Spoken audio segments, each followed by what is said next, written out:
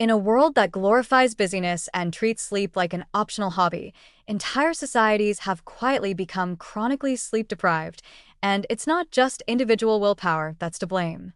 Deep-rooted cultural expectations, technological addiction, and economic structures are shaping how millions of people sleep, or rather, don't.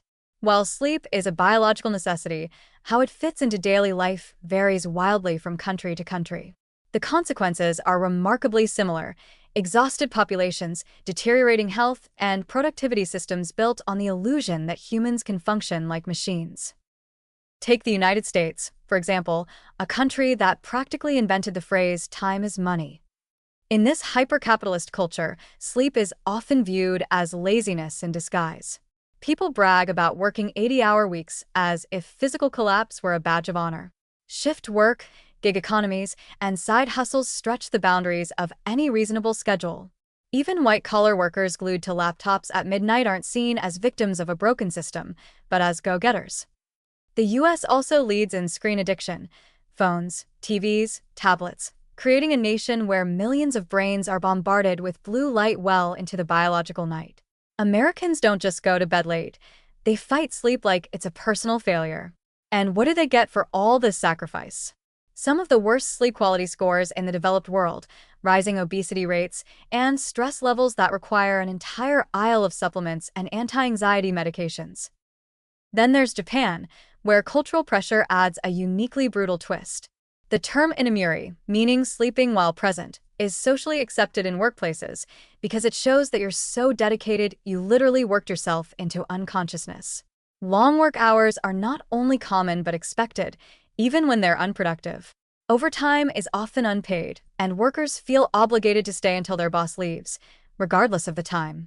Combine this with crowded commutes, packed urban environments, and social norms that discourage taking time off, and sleep starts looking like a fringe activity. Many Japanese adults average fewer than 6 hours of sleep a night, a level associated with increased cardiovascular risk, metabolic disruption, and cognitive decline. It's no coincidence that Japan has one of the highest rates of death from overwork, karoshi, in the world. In a tragic twist, sleep is lost in the pursuit of productivity, and lives are lost as a result. Contrast that with Spain, a country famously associated with siestas, long lunches, and late-night dinners. It might seem like a sleepy paradise, but the modern Spanish schedule is a confusing collision between cultural tradition and industrial-era timekeeping. While siestas are largely disappearing in urban centers, the workday is still split unnaturally. People go home mid-afternoon, then return to work or continue with obligations until early evening. Add in the tradition of eating dinner around 9 or 10 p.m. and watching TV or socializing late into the night, and you end up with bedtimes that stretch past midnight. Despite relatively short commutes and more vacation time than the average American, Spaniards still report less than ideal sleep duration, especially during the work week. They go to bed late, but still have to wake up early to fit the modern mold. The result is what some researchers call social jet lag, a chronic mismatch between internal clocks and external demands. None of these countries are sleeping well, but the reasons differ. In the US, it's the relentless drive for productivity and the erosion of boundaries between work and rest. In Japan, it's an extreme form of work-centered honor culture that literally punishes rest. In Spain, it's the legacy of pre-modern schedules colliding with modern obligations, leaving little time for a full night's rest despite a more laid-back national image. Technology unites all of them in their insomnia. Smartphones have turned bedrooms into digital playgrounds. Algorithms are designed to keep eyes glued to screens, especially during the evening when the brain is supposed to be winding down. Streaming platforms autoplay the next episode. Social media encourages doom scrolling. Notifications disrupt the circadian rhythm one ping at a time. And because these platforms operate globally, there's always someone awake, somewhere, offering a new reason not to go to bed. The boundary between night and day, once enforced by nature, is now a suggestion politely ignored by artificial light. Economics reinforce these patterns. The myth of 24/7 availability is a product of globalization, where someone is always working, selling, or messaging in a different time zone. The gig economy, hailed for flexibility, often just means people have to work odd hours to survive.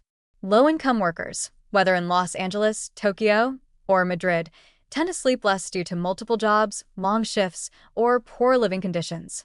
Meanwhile, high-income professionals may also suffer from time poverty, sacrificing sleep for performance in high-stakes roles. It's a lose-lose situation. The rich don't sleep because of ambition. The poor don't sleep because they can't afford to. And while sleep science has never been clearer about what humans need, around 7 to 9 hours a night, in darkness, with regularity, modern life keeps nudging people toward chronic sleep debt. The consequences aren't subtle. Sleep deprivation fuels everything from weakened immunity and anxiety to reduced productivity and preventable disease. Yet few societies have managed to put that knowledge into practice. Policies don't protect sleep time. Cultural narratives don't value rest. And workplaces still silently reward exhaustion like it's a personality trait.